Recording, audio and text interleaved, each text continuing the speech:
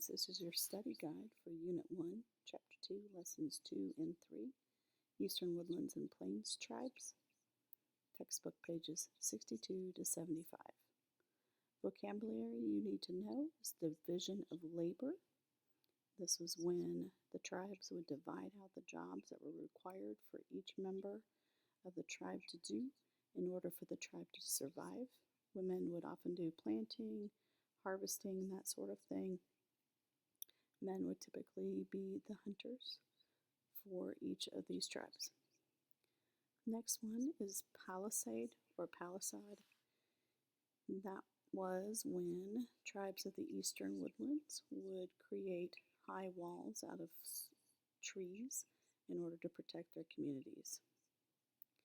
Also in the eastern woodlands, you had the longhouse, which were long houses built to house many, many people. They would often be built out of trees and bark and smaller branches, and they could house up to 50 people. Your next word is wampum. That word is a word that used to describe the money system that was used by the tribes in order to make trades and to buy goods or sell goods. It was typically beads or shells. Your next word is wigwam. A wigwam was another type of shelter built by the eastern woodlands.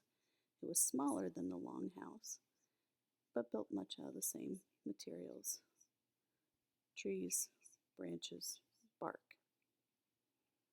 On the plains, we saw this. This is a lodge.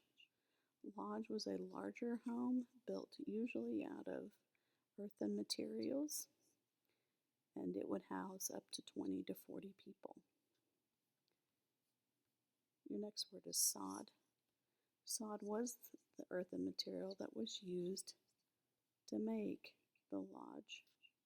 It is typically grass and mud that has been compacted into bricks in order to build the home. Your next word is teepee. A teepee is a type of shelter also used by the Plains Indians. These are shelters made out of animal hides and wood. Your final word is travois. The travois is basically a small sled used by the tribes to haul their items and their goods around as they followed the bison across the plains. Now let's think about things to know.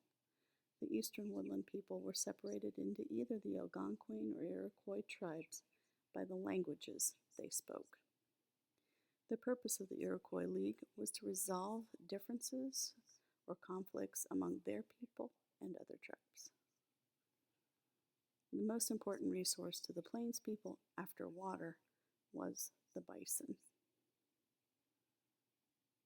For the people of the eastern woodlands, the most important natural resource next to water were trees and the wood that they created. When we talk about what types of resources the Plains tribes would have needed to make their shelters or teepees, we would have seen them needing to have animal hides, specifically bison. They would have needed trees to create the poles. They would have also needed rocks, shells perhaps, smaller branches in order to make the tools that they would need in order to create the shelters. Types of resources that the eastern woodland tribes would have needed to make their shelters, which were the longhouses or wigwams. Of course, they would have needed trees. They would have needed bark. They would have needed the wood fiber in order to weave things together. And they also would have needed the materials in order to make the tools that they would have used to cut down the trees and to shape the homes. So be sure and study. This is your first test, and I know you'll do well. Have a great night.